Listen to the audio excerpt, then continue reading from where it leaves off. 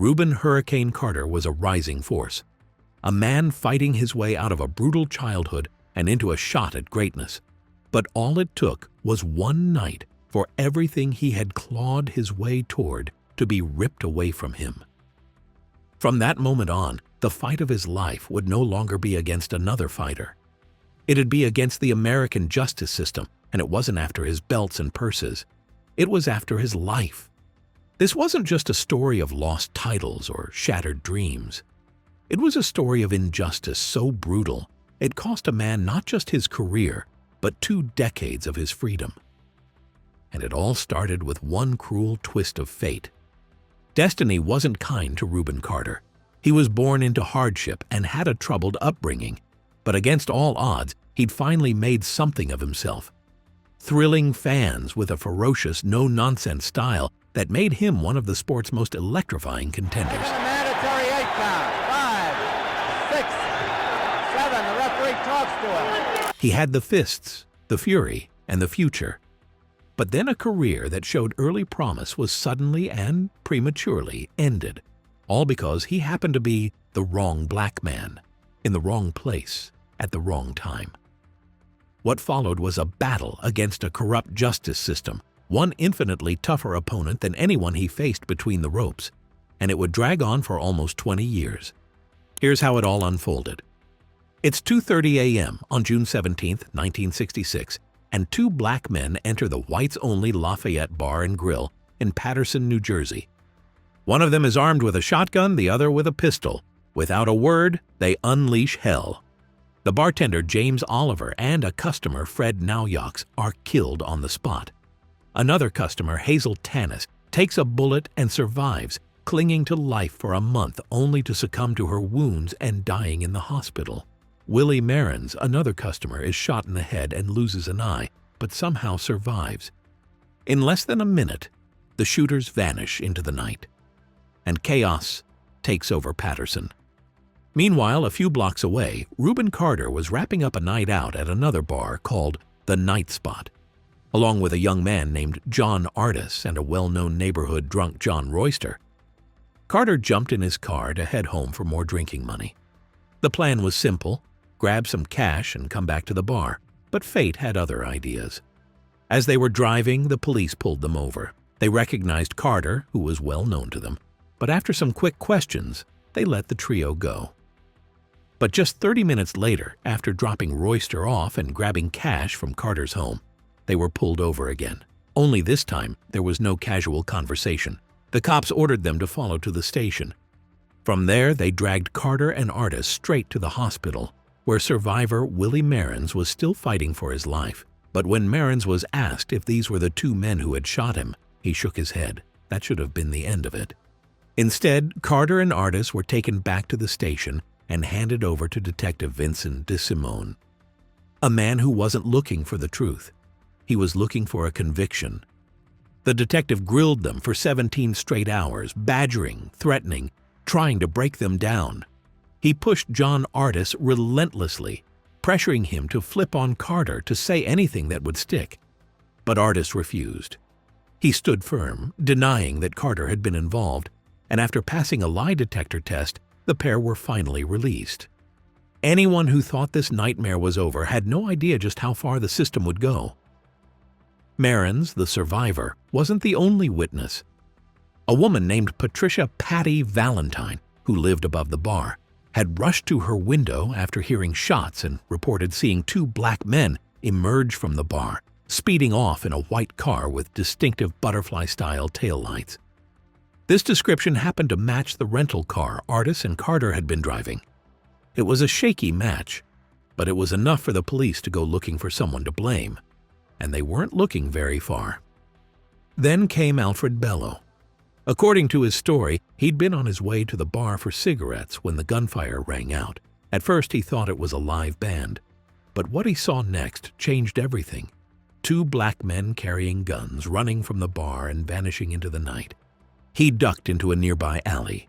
Then, once the coast was clear, he stepped inside the bar and saw the bloodbath left behind. But before calling the police, Bello did something else first. He emptied the cash register. Yeah, that kind of witness. Bello later came forward and identified Carter and Artis as the men he had seen that night. But here's the problem. He didn't say that at first. In fact, it wasn't until 4 months later, after a $10,000 reward was offered, that Bello and his partner in crime, Arthur Bradley, suddenly remembered seeing Carter and Artis at the scene. Convenient, huh? And why were they even in the area? Because they were robbing a warehouse nearby. Bello was the lookout while Bradley was inside cracking the safe. But when the cops caught wind of their story and the break-in, they saw an opportunity. Make the charges disappear in exchange for testimony. The deal was clear. Say Carter and Artis did it, and we'll make your problems go away. It was textbook corruption, and it worked. Carter and Artis were arrested again, this time charged with triple homicide. Hazel Tanis, the third victim, had just died from her injuries. And now the full weight of the law came crashing down. But here's what they didn't tell the jury.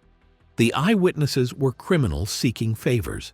The reward money was a powerful motivator, and the evidence was riddled with contradictions. This wasn't justice, it was a setup. And here's where things get shady. 5 days after their initial arrest, a search of the impounded rental car produced 2 unused rounds of ammunition. One .32 caliber bullet that matched the pistol that had been used, and a 12-gauge shotgun shell. Conveniently, they matched the type of weapons used in the Lafayette shootings. But here's the kicker. They didn't match the actual bullets found at the crime scene. And even more suspicious, those rounds weren't there before. During the initial search of the vehicle, nothing was found. Not a shell, not a casing, not a scrap. Then, miraculously, 5 days later, bullets show up in the trunk. Now ask yourself, if those rounds had really been in the car, why didn't officers find them right away? Planted evidence? That's what many believe. And given what else happened in this case, it's not exactly a wild theory. The cops made other mistakes too. For example, when Carter and Artis had first been brought in, they weren't subjected to forensic tests that could have confirmed or denied the presence of gun residue on them. No tests, no swabs, nothing. Had they been tested, it could have been the clearest evidence of guilt or innocence. The excuse was simply that they didn't have time for a triple homicide case. Still, none of this slowed down Detective Vincent DeSimone. Despite the obvious problems with the evidence, he seemed determined to secure their conviction and was willing to drag this case to the finish line, no matter how flimsy the evidence. So the case went to trial. The jury? All white. The mood? Racially charged. Rubin Carter and John Artis were found guilty and sentenced to 3 life sentences each. Artis got his terms to run at the same time, but for Carter, 1 was to be served concurrently and 2 consecutively, which meant he now faced spending the rest of his life behind bars. All for a crime they swore they didn't commit, and for which the state had no physical evidence, unreliable witnesses, and a motive that fell apart under scrutiny. But why had the cops and DeSimone in particular been so keen to lock the 2 men up, despite the obvious holes in the case? One word: race. Remember, this was 1966. Only 1 year before, Malcolm X had been assassinated. 1 year later, Muhammad Ali would be stripped of his titles for refusing to be drafted into the army to fight in Vietnam. Racial tensions were running high, and race riots were erupting across the country. Racist white cops on a power trip taking out their hate on innocent black men was nothing out of the ordinary. And if we're being honest, it still isn't. But to them, it wasn't just because Carter was another black man. It was because he was exactly the kind of black man they feared most. From a young age, Carter had been no stranger to brushes with the law. When he was just 9, his father, a strict disciplinarian, had personally taken him to the police when he caught him stealing, but not before having delivered a sound beating to his son first. Carter was a violent youth who was often in fights, and he took great pleasure in beating people up. By his teens, he found himself in a child correctional facility after stabbing a man, although in his defense, he claimed the man had been trying to sexually assault him. And even there, Carter was always someone who stood up for himself. He made sure everyone knew who not to mess with. His incarceration didn't last long, though, because he escaped, climbing out through a window, running 50 miles in 2 days, and then signing up for the army to be taken abroad. And that's where boxing entered the picture. According to one story, the first time he turned up at the army boxing gym, he was drunk, bragging that he could beat anyone there. The trainers laughed him off and told him to come back sober, and sure enough, the next day, he did beat everyone. With no real training, just raw aggression, speed, and instinct. Boxing became his outlet. And he was a natural. He was soon discharged from the army following a string of disciplinary issues that saw him court-martialed 4 times. And back in civilian life, he quickly found himself behind bars again, this time in adult prison, serving time for a pair of muggings. Unlike reform school, there was no escape this time. Rubin Carter served his full sentence, then had his first fight as a professional boxer the very same month he walked free, taking home a purse of just $20. Carter rose through the ranks with an explosive, crowd-pleasing style that established him as a fan favorite and earned him the nickname Hurricane for his tendency to win most of his fights by way of early KO. People loved to watch him. At just 5'8", he was short for a middleweight, but he campaigned in this division throughout his entire career, and his power, his fearlessness, and his mean left hook won him many admirers. He did suffer a couple of losses along the way, but one of his greatest moments inside a ring came in his 22nd bout when he beat future great Emil Griffith by way of first-round TKO. From a left hook. He's got to take the man at 4, 6, 7, 8. Griffith was openly bisexual, and Carter taunted him viciously, telling him, "You talk like a champ, but you fight like a woman who deep down wants to be raped." This was risky business. Another fighter had once thrown similar homophobic slurs in the build-up to their fight. But when they met in the ring, Griffith had beaten his opponent so badly that he died in the hospital 10 days after their bout. But Carter knew what he was doing. He got under Griffith's skin, and when they fought, Griffith came out swinging with rage, which gave Carter the opening he needed to score yet another early stoppage.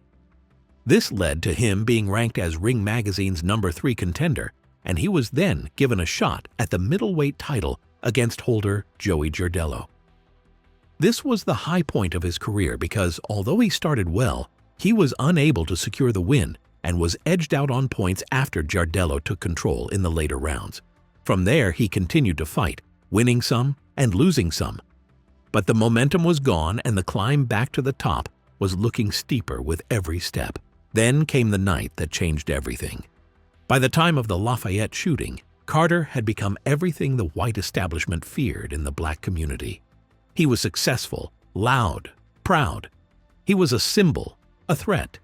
He openly despised the police, and the feeling was mutual. In his own words, racist white America saw him as a highly trained savage.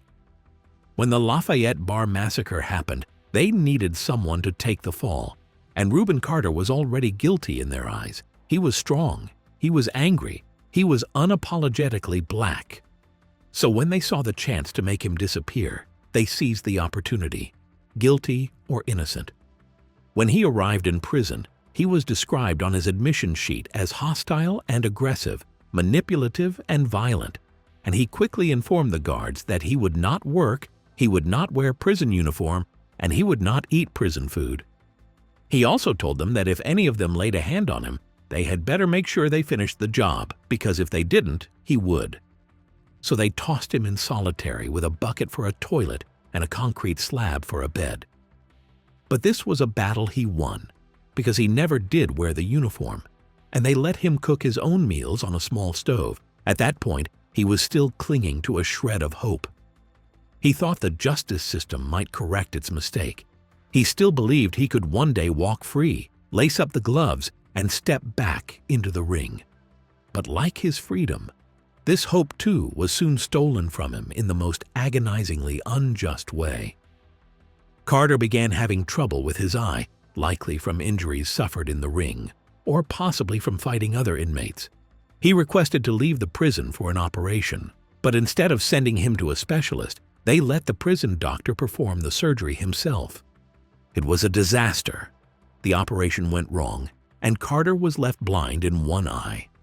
Just like that, his career was dead, executed by medical negligence and institutional cruelty.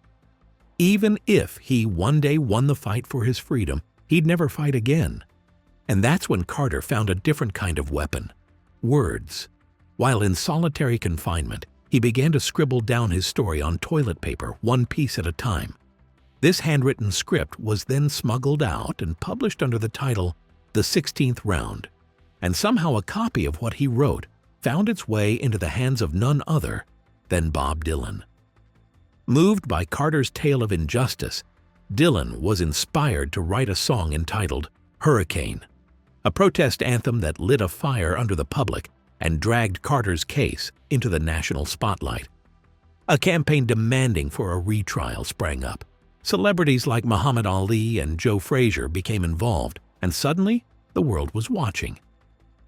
At the same time, Fred Hogan, Carter's old sparring partner turned private investigator, started digging into the case, and what he uncovered confirmed what many had long suspected. The entire conviction was built on a foundation of lies and manipulated evidence. The pressure was mounting. In 1974, both Alfred Bello and Arthur Bradley withdrew their statements identifying Carter and Artis as the shooters.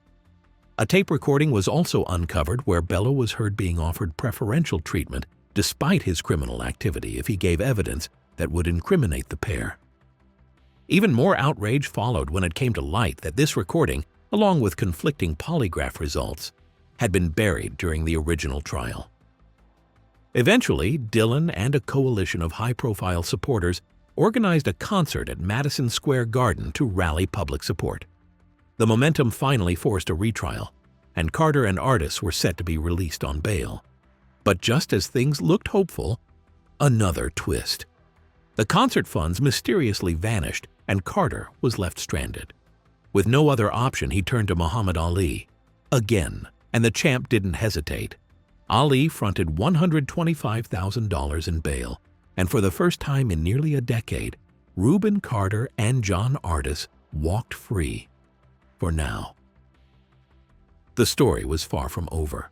When the retrial began, the prosecution came back swinging. Bello had flipped once more, now claiming he did see Carter and Artis that night. Bradley refused to testify at all, and with their key witnesses a mess, the prosecution changed tactics. They came up with a new motive, a racial revenge theory that suggested the murders in the Lafayette bar had been revenge for the murder of a black bar owner named Roy Holloway, who had been killed by a white man earlier that same night. One prosecutor even said, "This is what black people do." And tragically, but not surprisingly, the all-white jury bought it. Once again, Carter and Artis were found guilty. But this time, Carter didn't just lose his freedom again. He lost his public support, too. In the lead-up to the retrial, he was accused of beating up Carolyn Kelly, a woman Ali had sent to help him. Carter denied it completely, but the press ran with the story. And just like that, the movement crumbled. The celebrities walked away, the public lost interest, and Rubin Carter was sent back to rot in the very same cell he had once fought so hard to escape. Artis would eventually be released on parole in 1981, but for Carter, the situation was looking bleaker than ever. After a second guilty verdict, the man once known as Hurricane was a shell of himself. Once back inside, he became even more withdrawn and reclusive, refusing any visitors or contact with the outside world. For the first time in his life, Rubin Carter was done fighting. But fate wasn't finished with him. Enter Lesra Martin, a 15-year-old kid from the Brooklyn slums who'd been given a second chance himself. Now living in a commune in Ontario, Canada, Lesra wandered into a used bookstore one day and spotted a book with a face that seemed to stare straight into his soul. The 16th Round, Rubin Carter's prison memoir.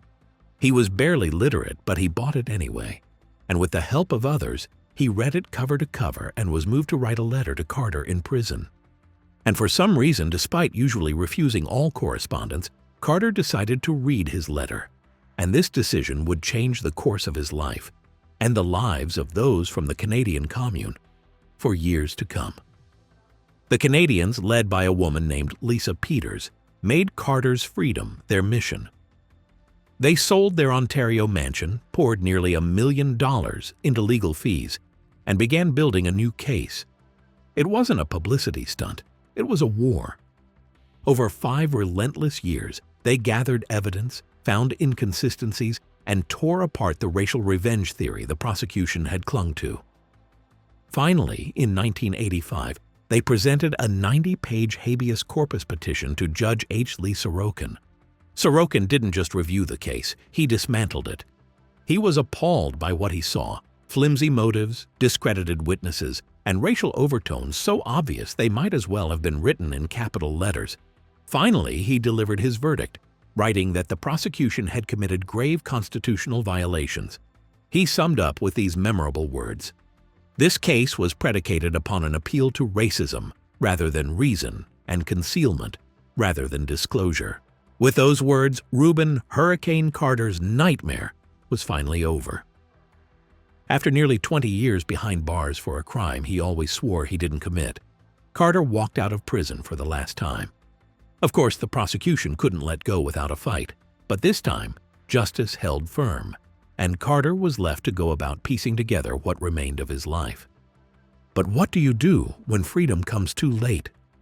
Carter stepped back into a world that had moved on without him. His wife, the mother of his 2 children, had divorced him while he was locked away, so with nowhere else to go, he turned to the people who had fought so hard to save him, the Canadian Commune that had taken up his cause. At first, he felt attached to them, believing he owed them everything. He took Canadian citizenship and even ended up marrying their leader, Lisa Peters, living with her and the other Commune members according to their rules for almost 6 years after his release. But slowly, stifled by the rules of Commune life, he soon came to feel that he had escaped one prison only to find himself in another, and eventually, after an argument over some cigarettes, he packed his bags and walked out. His story would later be immortalized in the film The Hurricane, starring Denzel Washington. And in his later years, Carter became a relentless advocate for the wrongfully convicted. As executive director of the Association in Defense of the Wrongly Convicted, he helped free others who had been silenced by the same broken system that once buried him. People like Guy Paul Maureen, who spent 11 years behind bars for a rape and murder he didn't commit. Clarence Chance and Benjamin Powell, 2 men who served 17 years for the murder of a sheriff they didn't kill. In 2011, Carter was diagnosed with prostate cancer. As his health declined, it was John Artis, the man who'd once stood beside him in the courtroom and in the cell block, who moved in to care for him. Their bond had been forged in fire, and it held strong until the very end. Carter passed away in 2014, but even in his final days, he never stopped carrying the weight of what had been done to him. Nearly 20 years stolen, a career destroyed, a life defined by injustice. "If I find a heaven after this life," he once wrote, "I'll be quite surprised.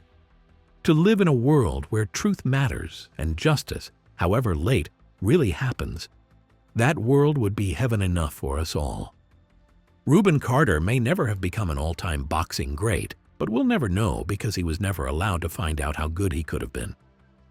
So what do you think? Was he innocent, or do you think maybe he was guilty all along? And how would the Hurricane's career have panned out? How different would boxing history look today if Hurricane Carter had been given the chance to finish what he started? Let us know in the comments below, and while you're at it, please drop us a like and subscribe to help us keep producing more boxing content like this for you in the future.